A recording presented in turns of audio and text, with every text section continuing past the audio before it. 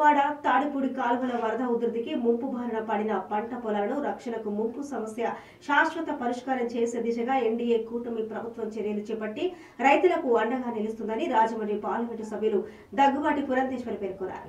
ఈ కార్యక్రమంలో స్థానిక శాసనసభ్యులు మద్దిపాటి వెంకటరాజు, జిల్లా బీజేపీ అధ్యక్షులు బొమ్మల దత్తు, వ్యవసాయ శాఖ AD P Chandrasekhar, AO B Raja Rao, Boddu Veera రాఘవులు, మద్దిపాటి రమేష్ చౌదరి, జ్యేష్ఠ శ్రీనివాస్, ఈలి సరిత, బాబు కె రాము, స్థానిక నాయకులు, అధికారులు తదితరులు పాల్గొన్నారు. వచ్చినటువంటి తుఫాన్ సందర్భంలో ఏదైతే ముంపుకి గురైందో పంట పొలాలన్నీ కూడా సందర్శించడానికి ఇవాళ స్థానిక ఎమ్మెల్యే గారు అయినటువంటి వెంకటరాజు గారితో భారతీయ జనతా పార్టీ జిల్లా అధ్యక్షులు అదేవిధంగా మండల అధ్యక్షులు అందరితోటి కూడా ఇవాళ సందర్శనార్థం ఇక్కడికి రావడం జరిగింది. ఏడీ గారు కూడా ఇక్కడే ఉన్నారు. వారితో విషయాలన్నీ కూడా చర్చించడం జరిగింది.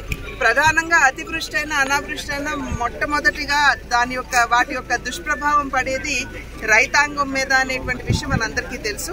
అదేవిధంగా మొన్న వచ్చినటువంటి తుఫాన్ వల్ల కూడా మన రైతులు ఎవరైతే ఉన్నారు ఇక్కడ ఉన్నటువంటి 5,000 పైచిలకు ఎకరాల్లో దగ్గర 2,300 ఎకరాలు ముంపుకి గురయ్యాయి అని చెప్పి ఏడీ గారు ఇచ్చినటువంటి వివరణ. అది మాత్రమే కాకుండా వెంకటరాజు గారు ఇందాక చెప్పినటువంటి విషయం ఏమిటంటే సాధారణంగా ఇప్పుడు 2,300 ఎకరాలు ఇబ్బంది పడినప్పటికీ కూడా ప్రతి సంవత్సరం దగ్గర 5,000 ఎకరాల్లో మనకి ఇబ్బంది కలుగుతుంది అని చెప్పి వారు చెప్పడం జరిగింది. అయితే ఇది ఇప్పుడు తాత్కాలికంగా రైతులకి ఏ విధంగా వారికి